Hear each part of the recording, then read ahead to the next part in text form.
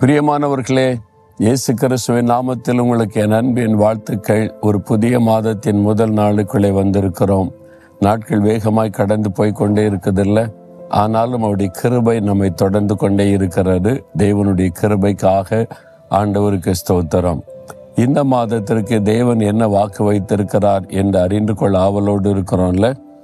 மல்கியா 4 அதிகாரம் 2வது வசனம். மல்கியா தீர்க்கதரிசன புஸ்தகம் 4 அதிகாரம் 2வது வசனம். உங்கள் மேல் நீதியின் சூரியன் உதிக்கும், அதன் செட்டைகளின் கீழ் ஆரோக்கியம் இருக்கும். உங்கள் மேல் நீதியின் சூரியன் உதிக்கும். அதாவது இருள் சூழ்ந்திருக்கிற உலகத்தில் காலையில் சூரியன் உதித்து வரும் பொழுது பாருங்க, இருள் எல்லாம் தானாக விலகி மக்கள் மத்தியில் ஒரு சந்தோஷம், மகிழ்ச்சி உண்டாகும். இருள் சூழும் பொழுது என்னதான் விளக்குகள் அதெல்லாம் லைட்டை எரிய வைத்தாலும் மனதுக்குள்ளே அந்த இருளினால் உண்டாகிற ஒரு பாதிப்பு கட்டாயம் உண்டாயிருக்கும்.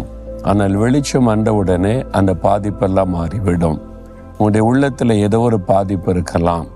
அது பிசாசாகிய இருள் கொண்டு வந்த பாதிப்பாக இருக்கலாம். ஒரு பக்கத்தில் வெளிச்சம், ஒரு பக்கத்தில் இருள், அப்படிப்பட்ட சூழ்நிலையில் இருக்கலாம். சமீபத்தில் ஒரு கூட்டத்தில் நான் போயிருந்த போது ஒரு சகோதரி மேடையில் வந்து ஒரு சாட்சி சொன்னாங்க. எப்பொழுதும் எனக்குள்ளே ஒரு பயம் இருக்கும், ஒரு இருள் வந்து என்னை மூடிக்கொண்டதை போல. அதனால் ராத்திரி என்னால் தூங்க முடியாது. என்னை சுற்றில ஒரு இருள் இருக்கிறதை ஃபீல் பண்ணி இரவும் பகலும் அந்த பாதிப்பு இருந்து கொண்டே இருந்தது. ரொம்ப மன சோர்ந்து போனேன். ஆனால் இந்த மாதிரி கிறிஸ்தவ கூட்டத்துக்கு வந்தபோது ஆண்டவருடைய வல்லமை தொடும்படியான ஜெபங்கள் ஏறெடுக்கப்பட்ட போது ஒரு வெளிச்சம் என் மீது வந்து இறங்கினார். அந்த சகோதரி சொன்னாங்க, இந்த வெளிச்சம் வந்த உடனே எனக்குள் இருந்த இருள் அப்படியே விலகி போனது. ஒரு பெரிய சந்தோஷம் வந்து விட்டார். பல வருஷமாக எனக்குள் இந்த இருளை மாற்றி அந்த வெளிச்சம் ஒரு பெரிய சந்தோஷத்தை கொடுத்தது என்பதாய். அப்போ வெளிச்சம் வரும் பொழுது இருள் தானாய் விலகி ஒரு பெரிய சந்தோஷம் வருகிறது. உங்கள் வாழ்க்கையில் சாத்தான் சில சமயத்தில் பாவ இருளை கொண்டு வந்திருக்கலாம், வியாதி என்கிற இருளை கொண்டு வந்திருக்கலாம், பயம் என்கிற இருளை கொண்டு வந்திருக்கலாம், டிப்ரெஷன் என்கிற இருளை கொண்டு வந்திருக்கலாம், நம்பிக்கையற்ற தன்மை என்கிற இருளை கொண்டு வந்திருக்கலாம். இப்படி கவலை, துக்கம், ஏதோ ஒரு இருள் உங்களுடைய வாழ்க்கையின் ஒரு பகுதியை பாதித்து உள்ளத்தின் ஆழத்துக்குள்ள அந்த பாதிப்பு இருந்து கொண்டே இருக்கிறது.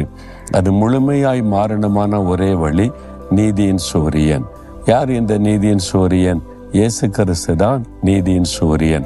அவர் நீதியின் சூரியனாக இந்த உலகத்தில் வந்தார். ஆகவே தான் அவர் சொன்னார், நான் பூமிக்கு ஒளியாய் இருக்கிறேன், உலகத்துக்கு வெளிச்சமாய் இருக்கிறேன் என்பதாக.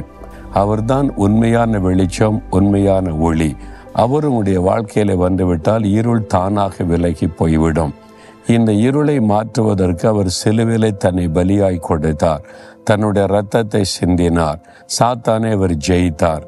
அதனால அவர் உங்களுடைய வாழ்க்கையில வந்துட்டா இருள் எல்லாம் நீங்கும். இந்த நாட்களில் உங்கள் வாழ்க்கையில் எந்தெந்த பகுதியில் இருள் காணப்படுகிறதோ, உங்கள் குடும்பத்துக்குள்ள, வேலையில், பிஸ்னஸில், ஊழியத்தில், பிள்ளைகள் காரியத்தில், உங்களுடைய மனதில் தோன்றி இருக்கிற பயம், கலக்கம், கவலை, எந்த இருளானாலும் மாறி ஒரு பெரிய வெளிச்சம், சந்தோஷம் உண்டாக போகிறது. இப்போ நீங்கள் ஜெபிக்கணும். ஆண்டவரே, நீதியின் சூரியன் என் மீது உதிக்கணும், இயேசுவாகிய அந்த வெளிச்சம் எனக்குள்ள, என் குடும்பத்துக்குள்ள உதிக்கணும்னு சொன்னீங்கன்னா அந்த வெளிச்சம் வந்த உடனே அப்படியே சூழ்நிலை மாறுவதை காண்பீங்க. அப்படி ஒரு ஜெபம் செய்யலாமா? நீதியின் சூரியனாக இருக்கிற எங்கள் இயேசுவே, எங்களுக்காக மரித்து உயிர்த்தெழுந்தவரே, இதோ எங்களுடைய வாழ்க்கையில காணப்பட இருளை மாற்றி எங்களுடைய வாழ்க்கையை வெளிச்சமாக்குவதற்காக சிலுவையிலே பலியாய் கொடுத்தீரே. இந்த மகன், இந்த மகள், அவருடைய வாழ்க்கையில காணப்படுகிற இருளான பகுதிகள் மாறும்படி இன்றைக்கு உம்முடைய வெளிச்சம் அவர்கள் மேல உதிப்பதாக. இன்றைக்கே இப்பொழுதே ஒரு அற்புதமான மாற்றம் அவருடைய உள்ளத்தில் உண்டாகட்டும். இயேசுவின் நாமத்தில் ஜெபிக்கிறோம். ஆமேன், ஆமேன்.